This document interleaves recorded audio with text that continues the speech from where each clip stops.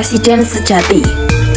Presiden merupakan tokoh nomor satu di suatu negara. Walau keberhasilan presiden tidak bisa dikerjakan sendiri, namun presiden merupakan penggerak di roda pemerintahan seperti kabinet atau menteri, dari gubernur hingga pemerintahan desa termasuk lembaga pemerintah yang lainnya. Pekerja pemerintahan semata terpilih di antara rakyat yang terbaik. Semuanya itu disumpah untuk mengabdikan diri kepada bangsa dan negara untuk menciptakan kesemakmuran dan keamanan seluruh rakyat Indonesia. Bila kita renungkan di suatu negara ini, agar bisa tercapai cita-citanya harus saling membantu, bekerja sama, dan tidak saling menjegal untuk kepentingan pribadi atau golongannya masing-masing. Kita bisa gambarkan perjalanan negara agar sukses seperti perjalanan sebuah kereta kencana untuk menuju ke suatu tujuan. Ada 3 golongan dari pekerja pemerintahan. Yang pertama, sebagai kuda atau sebagai penggerak. Yang kedua, sebagai kereta atau bentuk pemerintahan. Yang ketiga, sebagai kusir atau pengatur negara atau presiden. Kita akan coba ulas 3 golongan katuranggan kang tinarik kuda catur. Yang pertama, sebagai kuda atau turonggo atau jaran. Artinya kuda sebagai simbol yang ditugaskan untuk membawa kereta untuk menuju yang diharapkan. Biasanya kereta kencana itu ditarik tidak hanya 1 kuda, bisa 4 atau 7 turonggo. Artinya pemikiran, hati, tenaga, arah dan rasa hatinya harus satu cipta, karsa, rasa dan budaya harus secara bersatu atau sepakat dalam sebuah tujuan sehingga kereta terbawa dengan cepat. Apabila salah satu jaran yang tidak kompak atau menjegal temannya, maka perjalanan kereta kencana itu akan hancur atau terganggu, bahkan bisa kecelakaan, kecemplung jurang atau terperosok ke dalam jurang.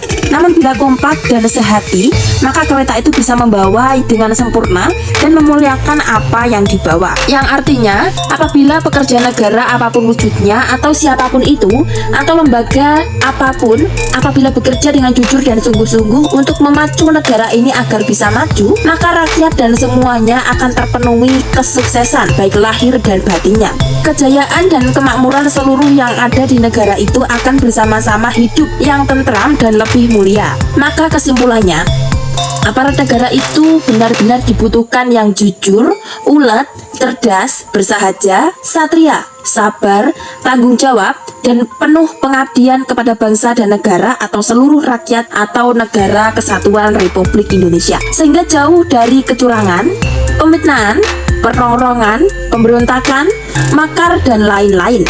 Utamanya pekerja negara yang baik tidak mementingkan dirinya sendiri atau golongannya, namun mengutamakan kepentingan bangsa dan negara dalam arti pengabdian dan kesuksesan kita semua. Kedua, sebagai simbol kereta atau wadah atau tubuh sebagai lembaga suatu negara, kita tahu bahwa di dalam negara ada kehidupan manusia yang ingin bahagia dan sejahtera, atau yang biasa kita sebut dengan rakyat. Adanya penduduk dengan jumlah yang berjuta-juta tentu tidak mudah untuk mengatur dan tidak mudah untuk memberikan dalam bentuk kesejahteraan dan keamanan. Menghidupi seluruh rakyat yang ada di dalam negara tentu akan terhalang dengan berbagai macam ancaman, baik ancaman ekonomi dan ancaman keselamatan yang bisa terjadi karena gangguan dari dalam negeri atau dari serangan luar negeri. Di samping banyaknya jenis perbedaan dari suku, bahasa, kulit, ras, dan perbedaan adat dan budaya, maka kita rentan dengan perpecahan, apalagi dengan perbedaan keyakinan dan agama. Maka para tokoh leluhur kita sudah mewariskan sebuah bentuk Undang-Undang Dasar 1945 dan Pancasila sebagai pemersatu seluruh rakyat Indonesia, termasuk persatuan dari semboyan Mahapatih Gajah Mada dalam kebinekaan atau kita sebut dengan Bhinneka Tunggal Ika Tanhana Dharma Mangrua. Dan kita juga bersyukur dengan adanya Persatuan Pemuda di seluruh Nusantara dengan adanya Sumpah Pemuda tanggal 28 bulan Oktober tahun 1928. Keberhasilan Undang-Undang Dasar 1945 dan Pancasila sebagai dasar negara bersama dengan Sumpah Pemuda hasilnya sungguh-sungguh nyata dan berhasil sempurna. Indonesia di samping merdeka pada tanggal 17 Agustus 1945 sampai saat ini tetap bersatu dan kehidupan rakyat mengalami ketenangan dan kemuliaan. Walaupun masih ada kekurangan atau kemiskinan, namun hal itu akan semakin menipis bila negara ini berhasil maju ke depan sebagai negara yang serba kecukupan.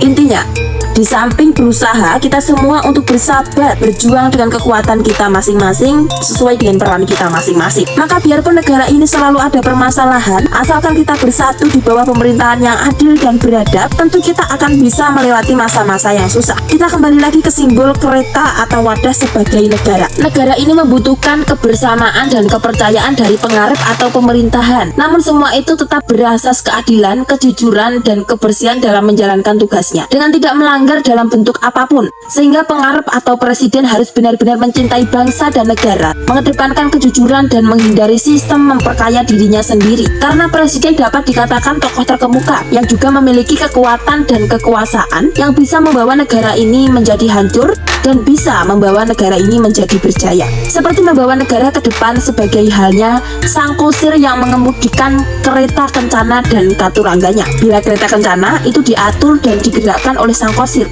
Namun apabila suatu negara digerakkan oleh sang kepala negara atau presiden, kusir pun juga memiliki andahan yang disebut dengan abdi kene. Artinya beliau ditugaskan untuk membantu sang kusir. Begitu pula dengan sang presiden, tentu juga memiliki pembantu untuk menjalankan tugasnya. Misalkan para menteri-menterinya, pejabat dari pusat hingga desa.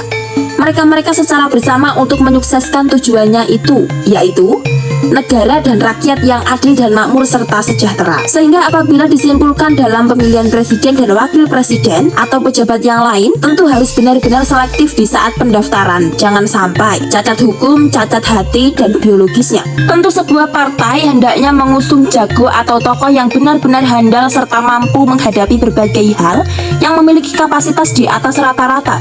Apalagi mencari pilihan sebagai presiden akan lebih rumit dan ketat sekali, karena presiden juga berpengaruh dari perkembangan dan kesejahteraan bangsa dan negara. Di samping memiliki pendidikan yang sangat tinggi, memilih presiden hendaknya memiliki kecerdasan dan jiwa patriot kebangsaan yang kelas tinggi, karena bentuk cinta tanah air dan bumi pertiwi sangat penting. Bahkan jika diurutkan nomor 1, kalau presiden hanya mencintai cita-citanya sendiri atau golongannya tanpa memikirkan cinta tanah air, bagaimana mereka akan cinta kepada bangsa dan negaranya itu? Setidaknya presiden diniati yang pertama adalah cinta tanah air dan seluruh bangsa Indonesia tanpa pilih kasih atau pandang bulu. Presiden harus memiliki jiwa yang pertama, cinta bangsa dan negara. 2, jujur, sabar, ulet, pemberani, dan cinta kasih kepada andahannya. 3, tanpa memiliki riwayat buruk dan tidak pernah melanggar hukum, adat, susila, dan lain-lain. 4, tidak pernah ada riwayat berontak negara. 5, punya pengalaman baik dalam negeri ataupun luar negeri. 6, bersih dari pengkhianatan dan bersih dari korupsi, kolusi, dan nepotisme atau KKN. 7, berjiwa besar, penyabar, memiliki sifat dan jiwa nasionalis atau kebangsaan yang tidak fanatik ke arah yang merugikan negara atau rakyatnya. 8, bisa merangkul berbagai macam paham dan golongan yang berakhlak baik untuk menjaga persatuan, sehingga sang presiden akan bisa diterima dari berbagai macam kalangan dalam bentuk apapun. 9, bisa menguasai dan memeratakan baik pembangunan sosial, politik, ekonomi, budaya, dan mengayomi berbagai macam agama sebagai bentuk toleransi beragama. 10, menciptakan lapangan pekerjaan dan mengurangi pengangguran dan kemiskinan agar kehidupan rakyat tercipta berkecukupan. Dan tentu masih banyak sekali syarat-syarat menjadi presiden yang tidak begitu mudah. Namun yang perlu kita pahami dan kita sadari adalah bahwa presiden atau pejabat itu hanyalah manusia biasa yang tentu punya kekurangan dan kekhilafan, sehingga rakyat diperbolehkan memberikan saran-saran yang baik atau kritikan yang bersifat membangun, dan tidak layaknya bahwa seorang rakyat sengaja mengkoreksi secara karakter atau bentuk-bentuk pribadi, misalkan keluarganya, asal tidak melanggar ketentuan-ketentuan. Pada masa-masa ini rakyat Indonesia hampir semuanya menginginkan presiden yang tanpa cacat lahir batin dan menghendaki pemilu segera selesai dengan baik yang disetujui oleh rakyat seluruh Indonesia. Adapun bagi para tokohnya yang tidak terpilih sebagai presiden, tentu yang kita harapkan semua segera kembali nurut dan patuh kepada keputusan-keputusan yang disahkan pemerintah atau negara. Tentu negara dan pemerintah akan bersifat adil dan bijaksana, yang mana tidak merendahkan dan merugikan siapapun atau golongan apapun, karena ketentuan-ketentuan tentu berdasarkan hukum yang setiap langkah dan kasusnya bisa kita nilai dan kita selesaikan bersama. Andai pemilu ini tidak segera tuntas atau selesai, maka rakyat akan semakin resah gelisah, yang mana semestinya rakyat ini butuh uluran tangan dari jerih payah para pejabat pemerintahan yang ada. Maka mari kita berdoa semoga negara ini akan membawa rakyatnya ke arah kesemakmuran dan kesejahteraan.